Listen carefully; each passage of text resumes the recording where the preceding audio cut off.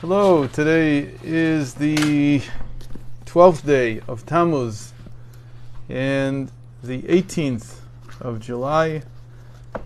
Technically we're up to the 5th reading of Parsha Balak, but I want to continue yesterday's discussion of this whole issue with God not getting angry during the days in which Balaam was trying to curse the Israelites.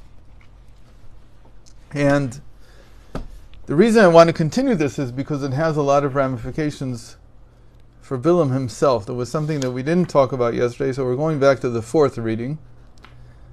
And there's two verses that have, maybe the first one, verse 9 in chapter 23, is in many ways the most often quoted verse from all of his prophecies here, all his parables that he speaks. And it reads like this: from their beginning as a nation, I see them as mountain peaks, and I behold them as hills, a nation that will dwell alone, that will not be reckoned among the other nations. Along with the other nations, they will rejoice alone, or something like that. I couldn't follow the translation here because he does something that I have a problem with. That he translates the verse two different ways without. You have to choose one or the other. In any case, they are a nation that will dwell alone, and not consider the way this is usually translated. They will not consider the other nations.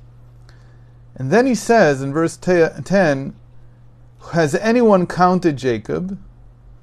And here he means the offspring of Jacob. He calls it the dust of Jacob, or the earth, the sand of Jacob. This word afal that he uses is actually very interesting, because in the entire Torah, Jacob's name appears afal times. Afal is equal to 350. Sorry, not in the entire Torah, in the entire Bible. It's 350 times. So this is a very interesting thing that he says. Who has counted the 350 times of Jacob? That's what it comes out to. But again, the point here is the final phrase he says. The number of, again, he repeats the translations. May my soul die the death of the upright, and let my end be like theirs. So first of all, let's start with the end. The end is that Balaam, seeing the Jewish people and being such a great enemy, but in the end he says, I wish that I could join them. I want my death to be like the upright of Israel, and let my end be like theirs. And really what it means, I want to join them.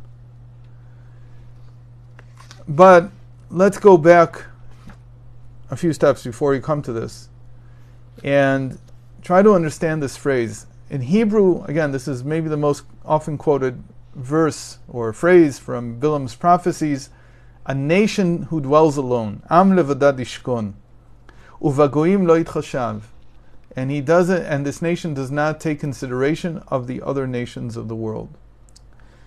The reason I want to talk about this is, first of all, because it's connected to yesterday, and that we'll see in the second part. But in the first part, what does this exactly mean? Now, one of the misconceptions this is a truly onerous misconception of what he's saying.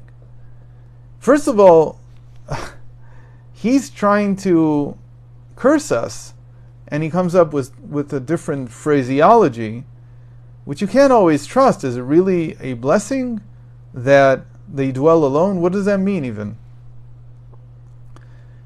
So the way this has really been turned into a curse is that there has been constant, especially in the modern era, there's been constant quote of this verse to prove that the Jewish people should take no heed of the nations of the world. In other words, it's okay to be isolated. And that is not at all what this is saying. It doesn't mean at all isolationism, in the sense of not wanting to cooperate with others or not wanting to work with others, or not wanting to find common ground with others. That's absolutely not what he's saying. What is he saying? Well, he's actually talking about a certain, and you have to see this in context, stage in the development of the relationship between the Jewish people and the nations of the world. And we call this the separation stage. If you remember, we've talked many times about the Baal Shem Tov's three-stage process, which is called submission, separation, and sweetening. And the Baal Shem Tov claims that for anything to actually work, a relationship, a change in my character that I'm trying to undertake, whatever it is, there are really three stages. It's the same thing about building a home, building a marriage, whatever it is, it has to go through these three stages: submission, separation, and sweetening.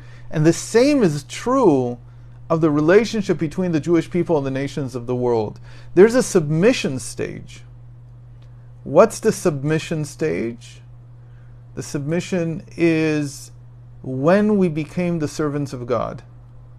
At the submission stage, you can't even begin to talk at all about any kind of relationship, because you first have to come into your own. And what I mean here by coming into your own is you have to learn to follow God, first of all. That's the stage of receiving the Torah. And you have to receive the Torah as Naaseh v'nishma. We will do, and then we will understand. There has to be an acceptance of the yoke of heaven in order to even become a nation. As Rabbi Saadia Gaon famously said, but it's been stated in many ways, that the Jewish people are only a nation thanks to the Torah. In other words, it doesn't mean that we're not a nation because of our family relationship with one another. That we do have. But the Jewish people is much more than just a family. It's a family that has a purpose in the world. We're not just here to protect our own. So to begin to fashion this family into something that can serve God's purpose, and that is the true meaning of what this nation is, then you have to have the Torah. And that's the stage of submitting to God's will. After that comes a stage of isolationism. But the isolation is not with the purpose of ignoring everyone, because that's not the end result, that's not the end product. The isolation is like one of the reasons why the United States is so successful, because it's so far away from Europe, from the Middle East, from Africa, that it had a long time to figure out its own tradition. It's not just about having an identity. You have to understand what this identity means. And about that, Balaam says, it's a nation that will dwell alone. In fact, even in the land of Israel, there's a time when isolationism is needed. In other words, don't bother us. We need to figure out what our identity means to ourselves, first of all. But then there's the third stage, when the whole point of developing this separate and unique identity is so that the Jewish people are not assimilated into the rest of the world, but rather can contribute a special and unique contribution, the connection with God. But if the first two stages, especially this middle stage that he's talking about, are not done properly, or even skipped, then the contribution is nowhere to be seen, and nobody knows. So today, when, I don't know when Netanyahu is going to America, but whenever he's going, what is he selling? Is he selling Torah? Is he selling connection to God? Is he even going to mention that word? Does he even know what that means? The current state of Israel, the state of Israel, is very detached from this identity that has to develop in isolation. But again, the point of this isolation is to figure out the identity. It's not in order to not play with other players. It's not about not cooperating. That's not the point at all.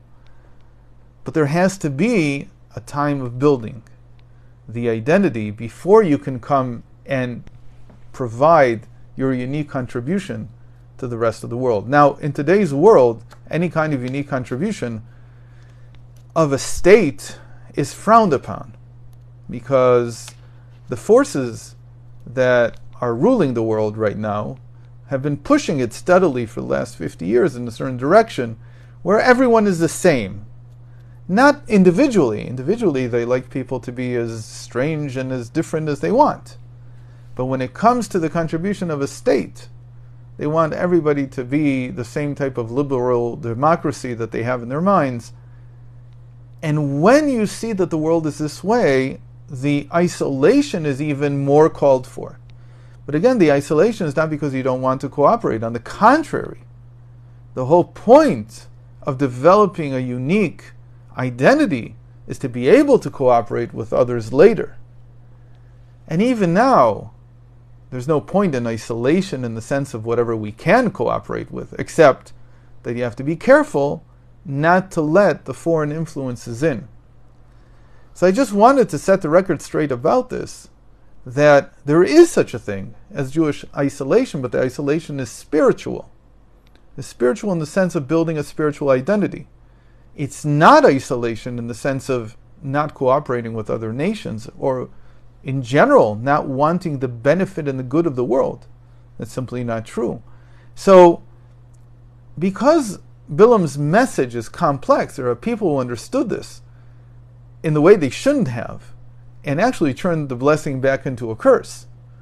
In fact, Rav Ginsburg has spoken many times, and we've spoken about this here in these series of classes, that the most important ministry, or as you would call it in the United States, the most important office in the government, in the executive branch, is the Secretary of State, the person who is responsible for the relations with other nations. Now, why is this all so connected to Balaam, and why is this conclusion at the end, I want to join them? Because really, Balaam was the first universalist, which today we would call something like progressivist or globalist. And he didn't want to hear about the uniqueness of any nation. And one of the meanings of his name, Balaam, is without a nation. He was a gun for hire, a global terrorist, if you want, but not a terrorist. I don't think he tried to kill anyone, but he was a global hacker. Something like, whoever gives me more, I'll come work for them. He didn't see the uniqueness of nations. He didn't care about them. It was not interesting to him. For him, the only thing that mattered was what was in it for him. So that's what his name means. Now, he does have some credibility in his way of looking at the world, and the people today who look at the world from a global perspective, who want universalism, want progressivism, they have something to claim. And the claim is that after God created the world, everything is equal. And in fact, we talk about this idea of the world of chaos being where each king there, of 7 kings, each one said, I will rule. What does it mean, I will rule? Everybody else should be my subject. Everybody else should, I guess, be my serf. And that doesn't work. We've been through many iterations of one nation trying to submit and take over the entire world. The last time was Nazi Germany. And we know how terrible that is. So there is a lot of credibility to the claim that this is not the way to go. The way to go, everybody should just be equal. And this whole thing about nations is passé. You don't think about it. Try to make everything liberal democracies without any unique contributions. And again, this means that Balaam has something to what he's doing. There is something to it.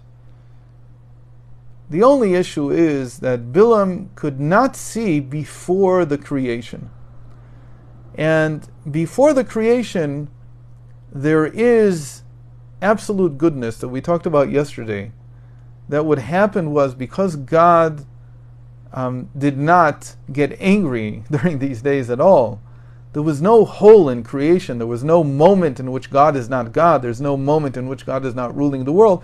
It was like the situation before God had contracted his revelation in the world. It was like a situation in which godliness was seen everywhere. And because godliness was seen everywhere, and Balaam saw that, he experienced that, he suddenly recognized that in the people that he had come to curse, he suddenly realized that they were not just players after the contraction. They were not just one of the many nations here, and therefore should learn how to play nice with everyone.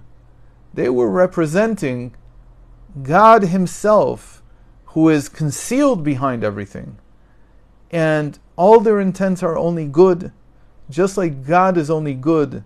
And like he says here, how can I bring wrath upon those who have not had wrath brought upon them? And there's two ways of understanding that God has not brought wrath upon them, or to say that they connect to God's state before there is a contraction, before there is a possibility even of wrath, before there's a possibility of anger, before there's a possibility of trying to conquer the world with violence, and again, this feeling that I'm better than everyone else. There's a unique contribution to be made here, he realizes, of God in the pristine state of pure goodness. That there's nothing else up their sleeve. They don't have an agenda. They're not doing it for themselves. I believe a long time ago I spoke about this, that I think that in our generation, one of the reasons that so many people who are not Jews are now open to hearing Torah is because we've realized as Jews that we don't want anything from the world. Meaning, we don't teach the Torah in order to receive some kind of recognition, to receive some kind of compensation, to receive some kind of benefit from it. We teach it because we believe that it's what brings goodness into the world.